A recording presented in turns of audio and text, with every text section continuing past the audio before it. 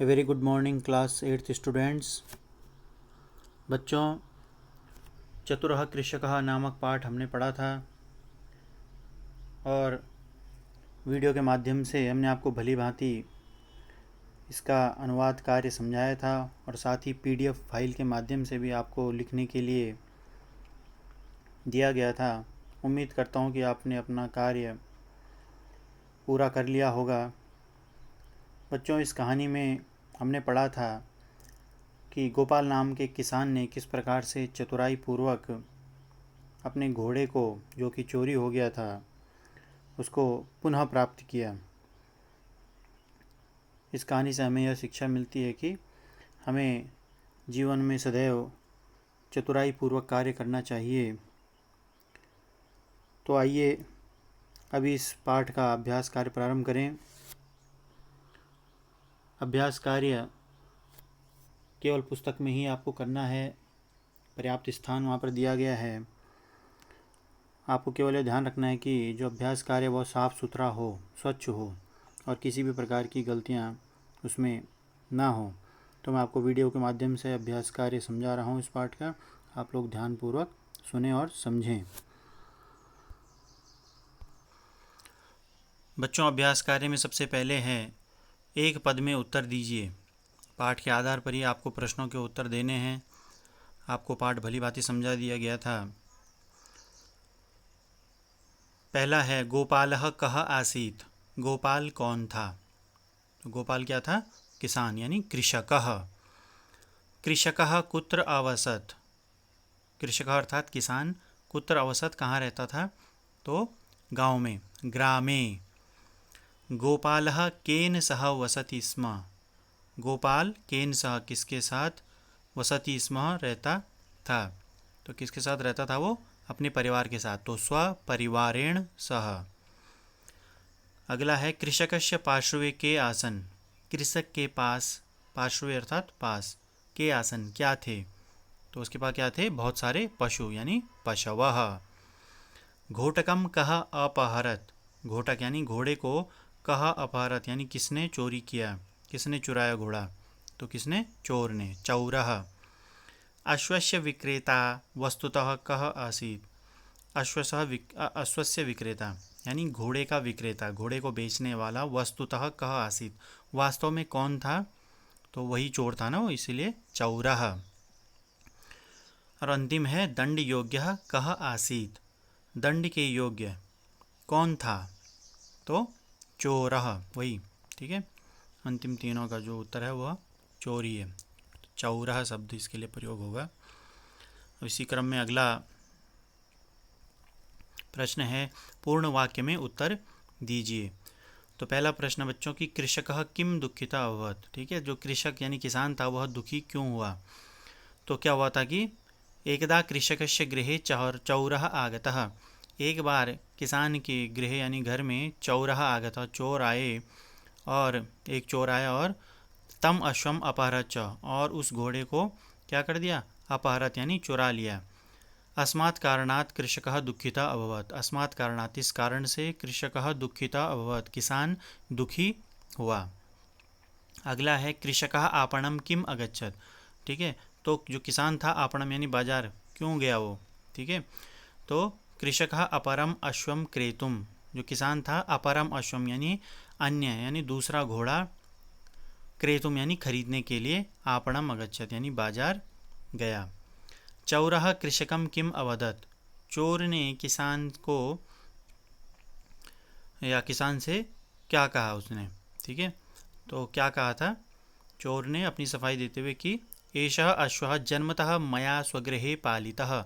यह घोड़ा जो है जन्मतः यानी जन्म से ही, मया यानी मेरे द्वारा, स्वगृहे पालितः अपने घर में पाला गया है। एषः अश्वः तव अश्वेन सदृशः स्यात्। यह घोड़ा तुम्हारे घोड़े के ही समान है। सदृश अर्थात समान, तव अश्विन तुम्हारे घोड़े के समान है शायद। ठीक है, न यत तदैव अस्ति। ठीक है, यह वह नहीं है या यह वही नहीं है, यह केवल तुम्हारे घोड़े के समान है। अगला प्रश्न है कृषकः चौरम किम अकथयत्। किसान ने चोर को क्या कहा? ठीक है, क्या कहा उसने चोर से, प्रश्न पूछा था उसने कि यदि त्वया एषः अश्वः जन्मतः पालितः, यदि त्वया यानी यदि तुम्हारे द्वारा एषः अश्व या घोड़ा जो है जन्मतः पालितः जन्म से ही पाला गया है, तर्हि कथय तो बताओ कहो कि केन नेत्रेण कि किस आँख से अश्वः अंधा अस्ति, घोड़ा अंधा है। ठीक है, यदि तुमने इस घोड़े को जन्म से ही पाला है तो बताओ कि घोड़ा किस आँख से अंधा है।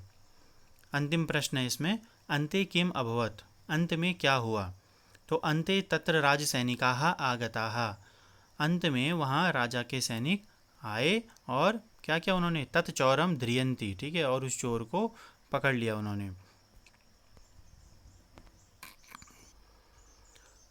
अगला प्रश्न है उचित विकल्प को चुनिए। ठीक है, तो विकल्प यहाँ पर दिए गए हैं, बहुत ही आसान। तो गोपालः कः आसीत्, गोपाल कौन था, तो क्या था वो, किसान। ठीक है, तो कृषकः। अगला है कृषकस्य पार्श्वे बहवः आसन, किसान के पास बहुत सारे थे, क्या थे बहुत सारे, तो ये बहुत सारे पशु थे ना, तो पशवः। ठीक है, तेषु पशुषु एकः कृष्णः आसीत्, ठीक है, उन पशुओं में एक काला था, क्या था काला, घोटकः यानी घोड़ा। कृषकस्य गृहे कः आगतः, किसान के घर में कौन आया, तो कौन आया था, चौरः यानी एक चोर। प्रथमं वारं चौरम अवदत् यत् अश्वः अंधा, प्रथम वारम पहली बार में चोर ने अवदत यानी कहा कि घोड़ा, अश्वः अंधा कि घोड़ा अंधा है। तो किस आँख से, यहाँ पर विकल्प दिए गए हैं, वामेन नेत्रेण, दक्षिण नेत्रेण और द्वाभ्याम ने। ठीक है भाई, बाईं आँख से या दाईं आँख से या फिर दोनों आँख से, तो वहाँ पर जो बीच का विकल्प है बी वो सही है। ठीक है, तो दक्षिणेन नेत्रेण अंधा अस्ति, ठीक है, दक्षिण दाहिने आँख से अंधा है। तो द्वितीय वारम चौरः अवदत्, दूसरी बार चोर ने कहा कि यत अश्व कि घोड़ा अंधा यानी अंधा है, किस आँख से, तो दूसरी बार उसने क्या किया था, अपना जवाब बदल दिया था। तो फिर उसने कहा था कि वामेन नेत्रेण, ठीक है, बाएं आँख से घोड़ा अंधा है। इसी क्रम में बेटा अगला प्रश्न है, रिक्त स्थानानि पूरयत, ठीक है, पाठ के आधार पर रिक्त स्थानों का वो करना है, पूर्ति करनी है। सबसे पहला है सह अति आसीत, वह बहुत था, क्या था, तो निर्धना यानी गरीब। कृषकः अति अभवत, कृषक बहुत हुआ, क्या हुआ, दुखी यानी दुखितः।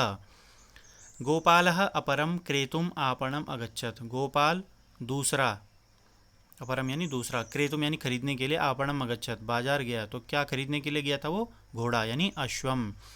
एतस्य विक्रेता अयम वस्तुतः अस्ति, यह विक्रेता वास्तव में क्या है, तो क्या था वो, चौरम यानी चोर। नैव नैव नेत्रेण अंधा अस्ति, नहीं नहीं अंधा है, किस आँख से, वामेन, ठीक है, बाईं आँख से अंधा है, नहीं नहीं बाईं आँख से अंधा है। अतः अयम अस्ति, इसलिए यह है, किस लिए है, दंड योग्य, दंड के योग्य है, सजा के योग्य है। अब इसके बाद भाषा बोधम में है, जो रंगीन पद हैं बेटा उनके आधार पर प्रश्न का निर्माण करना है। जैसे यहाँ पर उसने पहला है गोपालः एकः कृषकः आसीत्, तो गोपाल एक कृषक था यानी किसान था। तो प्रश्न क्या बनेगा कि गोपाल एक क्या था, ठीक है, तो कृषक के स्थान पे आ जाएगा बेटा कह, ठीक है, कौन, ठीक है, तो गोपालः एकः कः आसीत्, गोपाल एक कौन था।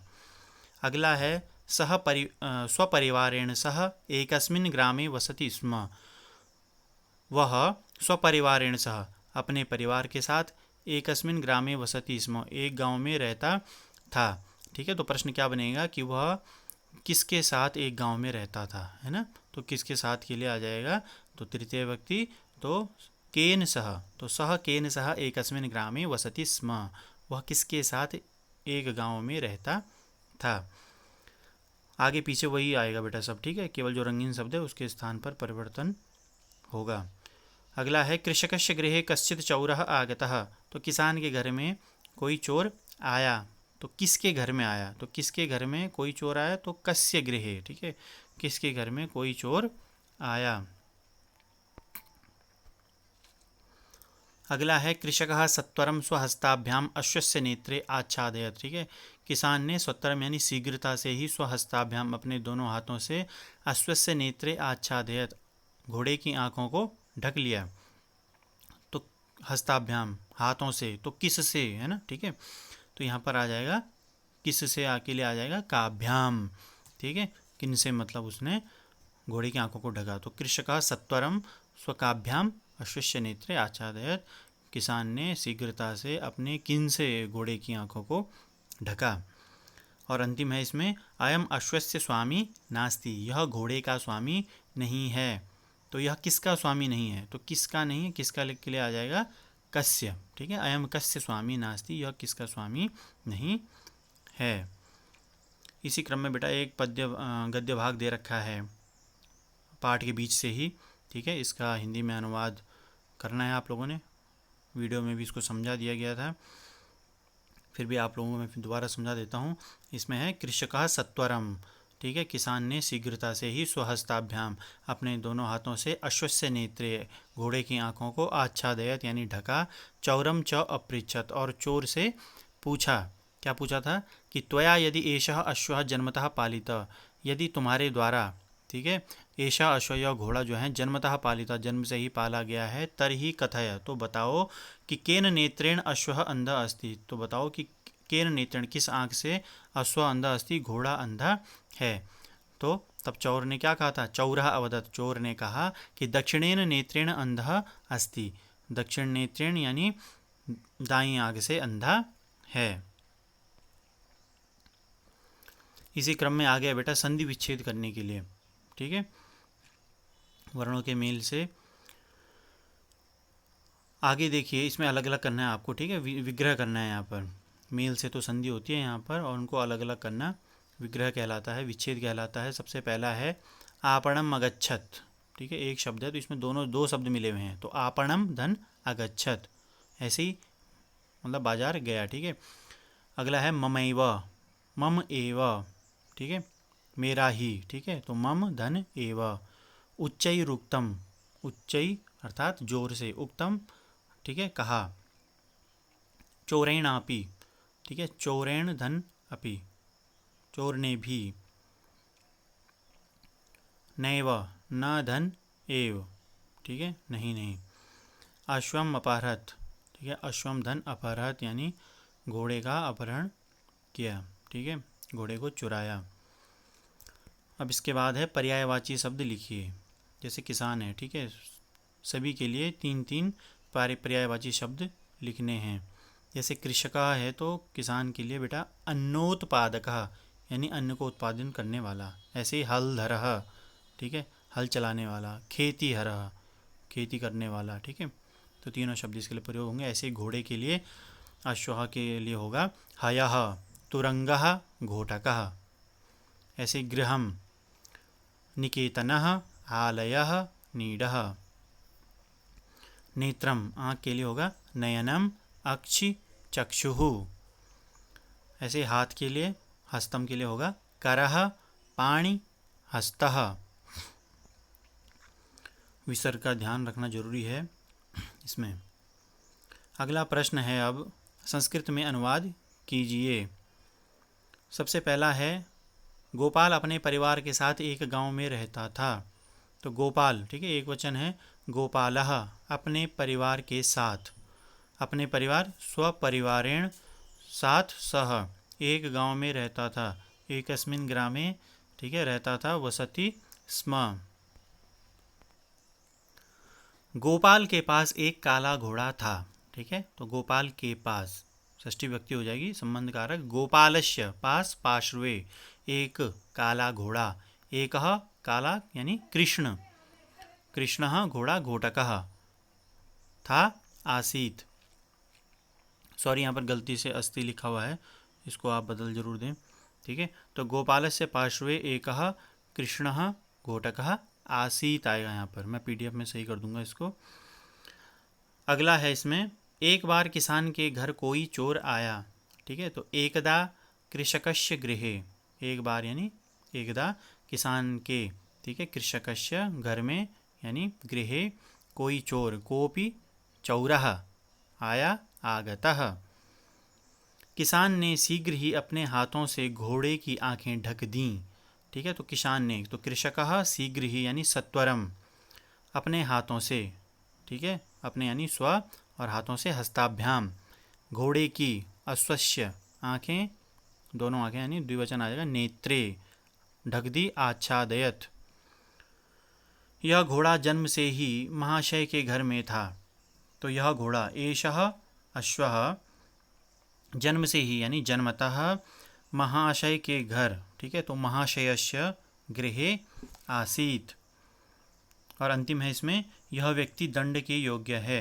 तो यह व्यक्ति, एषः जनः दंड योग्य यानी दंड योग्यः अस्ति है। इसी क्रम में बेटा आगे व्याकरण बोधम में संधि प्रकरण है। संधि आपने भली भांति पढ़ी हुई हैं विस्तृत रूप से पिछली कक्षाओं में, सभी कक्षाओं में आप पढ़ते आ रहे हैं, ठीक है। यहाँ पर आपको संक्षिप्त रूप में बता रहा हूँ मैं, ठीक है, कि दो वर्णों के मेल से मिलन होने पर उसे जो विकार उत्पन्न होता है उसे कहते हैं संधि, ठीक है। वर्णों के बीच में जो विकार होता है वही यहाँ पर समझाया गया अभ्यास कार्य में द्वारा आगे, ठीक है। तो तीन भेद होते हैं, स्वर संधि, व्यंजन संधि और विसर्ग संधि। तो सबसे पहला इसमें जो स्वर संधि है उसके मुख्यतः 5 भेद होते हैं ना, जो आपने पढ़ी हैं, दीर्घ, गुण, वृद्धि, यण और अयादि संधि। तो इसमें जो दीर्घ संधि है उसका जो परिभाषा है ना, उसकी परिभाषा क्या है कि यदि ह्रस्व या दीर्घ अ, ई, उ, री स्वरों के बाद, ठीक है, ह्रस्व जो है, ठीक है, मतलब अ, ई, उ, री, उसके बाद दीर्घ आ, ई, उ, री स्वर आते हैं तो उनके स्थान पर दीर्घ स्वर हो जाता है, ठीक है। जैसे कि देखो नीचे आप समझ सकते हैं आसानी से, पहला उदाहरण दिया गया जैसे हिमधन आलय, हिमालय, ठीक है। तो यहाँ पर हिम शब्द में जो मौ है, मौ में क्या है, ओ, ठीक है, स्वर, और उसमें दूसरी तरफ धन के निशान की दूसरी ओर क्या है, आ, ठीक है। तो अ धन आ बराबर आ, ठीक है। यहाँ पर समझने वाली बात यह है कि जो ये जितने भी बताए गए हैं दीर्घ स्वर या ह्रस्व स्वर, ठीक है, इनमें अगर कोई भी पहले आए या बाद में आए, लेकिन अंत में जो संधि होगी वह दीर्घ ही होगी, ठीक है। संधि का जो वर्ण होगा वो दीर्घ होगा। देखो जैसे अ धन आ बराबर आ, ठीक है। अभी देखो अगले उदाहरण में भी अद्य धन अपि, ठीक है, अद्य, अब पहली तरफ क्या है, अ है, ठीक है, और दूसरी तरफ है धन के बाद अपि, अ, पहला वर्ण क्या है, अ, तो अ धन अ, इसको मिलाकर भी क्या होगा, दीर्घ हो जाएगा, आ हो जाएगा। ऐसे ही विद्या धन अर्थी, तो आ और अ का मेल यहाँ पर हो रहा है तो ये बनेगा आ, ठीक है। तो सीधा सीधा आप देख सकते हैं, समझने वाली बात क्या है, जैसे देखो विद्या धन अर्थी, तो आ धन अ मिला करके यहाँ पर द्यो में आ की मात्रा लग जाएगी, तो विद्यार्थी, अद्यापि, ठीक है। यहाँ पर देखो सब दीर्घ हो रहे हैं बीच वाले वर्ण। ऐसे देखो गिरि धन ईशा, अब यहाँ पर ई का उदाहरण लेके चलेंगे, ठीक है। तो जैसे बेटा ये ई है, ठीक है, चाहे वह पहले क्रम में आए चाहे दूसरे क्रम में आए, है ना, चाहे दोनों दीर्घ हों चाहे दोनों ही ह्रस्व हों, ठीक है, या एक तरफ दीर्घ या एक तरफ ह्रस्व, लेकिन मिला करके उसका क्या बनेगा बेटा, दीर्घ ही बनेगा, ठीक है। जैसे यहाँ पर गिरि धन ईशः, तो गिरि रॉ में छोटी की मात्रा है, धन ईशः, ठीक है, तो यहाँ पर बड़ी ई है, तो छोटी ई धन बड़ी ई बराबर बड़ी ई बनेगा, ठीक है। तो गिरीशः इस तरह से, ठीक है। ऐसे आगे उदाहरण दिया गया रवि धन इंद्र रवींद्र, ई धन ई का मेल यहाँ पर है, ठीक है बेटा। तो ये यहाँ पर समझाया गया है वर्णों का मेल, इसको आप लोग ध्यानपूर्वक समझें। देखिए जैसे ऊ के लिए भी सेम वही है ना, ठीक है, पहले छोटा हो फिर दूसरी तरफ भी छोटा हो, मिलके हो जाएगा बड़ा ऊ। ये सब आप पहले पढ़ चुके हैं भली भांति, उम्मीद है कि आपको समझ में आ गया होगा। इसी तरह से बेटा आगे जो है अकारांत शब्द रूप दिए गए हैं, राम शब्द पुल्लिंग, है ना, यह आपको याद होने चाहिए ताकि आपको अनुवाद कार्य समझने में आसानी हो सके, है ना। सातों विभक्तियों में यहाँ पर रूप दिए गए हैं, एक वचन, द्विवचन, बहुवचन के तौर पर, ठीक है। जैसे रामः, रामौ, रामः, ये तो आपको पता ही है, प्रथमा विभक्ति एक वचन है ना। कर्ता ने, कर्म को करण से यहाँ पर एक तरफ से ऊपर से नीचे तक जैसे कारक होते हैं सेम वैसे ही है, ठीक है। जैसे रामः बोलेंगे हम तो इसका मतलब हो जाएगा राम ने, ठीक है। रामम द्वितीय विभक्ति में एक वचन क्या, रामम, तो राम को, तृतीया में रामेण, राम से, चतुर्थी में रामाय, राम को या के लिए, पंचमी रामात, ठीक है। एक वचन की बात हो रही है यहाँ पर, ठीक है ना। वही सेम द्विवचन और बहुवचन में भी होगा, समझे ना। रामात, राम से अलग होने के अर्थ में, है ना।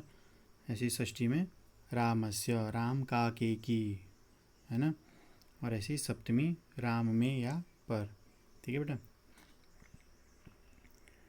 ये आप हिंदी में भी और संस्कृत में भली भांति पढ़ चुके हैं शब्द रूपों का। ऐसे ही क्रियापद है बेटे, ये जिन शब्दों से किसी कार्य के करने या होने का पता चलता है उसे क्या कहते हैं, क्रिया। और जो क्रिया का जो मूल रूप होता है उसे कहते हैं धातु, ठीक है। संस्कृत में भी जो क्रियापद होते हैं उन्हें धातु कहा जाता है। जैसे गम धातु है, ठीक है। गम मतलब आपको पता होना चाहिए इनका मीनिंग, है ना। तो गम मतलब जैसे जाना, ठीक है। पठ पढ़ना, लिख लिखना, चल चलना, क्रीड खेलना, धाव दौड़ना, पा अर्थात पीना, ठीक है बेटा। तो ये जो नीचे जो रूप दे रखे हैं ये लट लकार में है, यानी वर्तमान काल में, ठीक है। जैसे सबसे पहला देखो गम धातु है, ठीक है। तो गम का अर्थात होता है जाना। तो जब प्रथम पुरुष की बात करेंगे हम किसी अन्य के लिए जब प्रयोग करते हैं कि जैसे वह, वे दोनों, वे सब, ठीक है। तो उनके लिए क्रिया, जैसे गम धातु है, जाना क्रिया है, तो रूप क्या बनेगा, गच्छति गच्छथा गच्छन्ति, यानी वह जाता है, वे दोनों जाते हैं, वे सब जाते हैं, ठीक है। ऐसे देखो नीचे पठ यानी पढ़ना, ठीक है। पठति पठतः पठन्ति, वह पढ़ता है, वे दोनों पढ़ते हैं, वे सब पढ़ते हैं, ठीक है। जो क्रियापद होते हैं बेटा उनमें क्या होता है, वो सभी के लिए समान होते हैं, स्त्रीलिंग और पुल्लिंग दोनों आधार पर। तो आप लोग इन सबको पढ़ सकते हैं। ये केवल लट लकार प्रथम पुरुष की क्रियाएं हैं। और ये क्रियाकलापों में पशुओं को पहचान कर उनके नाम संस्कृत में लिखने के लिए कहा गया है। जैसे अश्व यानी घोड़ा, गजह हाथी, सिंह शेर, और बकरी के लिए कहते हैं अजा। तो बेटा इस तरह से आपका यह कार्य पूरा हो गया है लिखित रूप में। आप इसको भली भांति बुक में ज़रूर कर लें। और जो मैंने आपको बताया, यह जो ख ऑप्शन है ना, गोपाल के पास एक काला घोड़ा था, तो गोपालस्य पार्श्वे एक कृष्ण घोटका, आसीत कर देना इसको आप, मैं PDF में बदल रहा हूँ, ध्यान रखना इसका। तो आज के लिए बस इतना ही, धन्यवाद।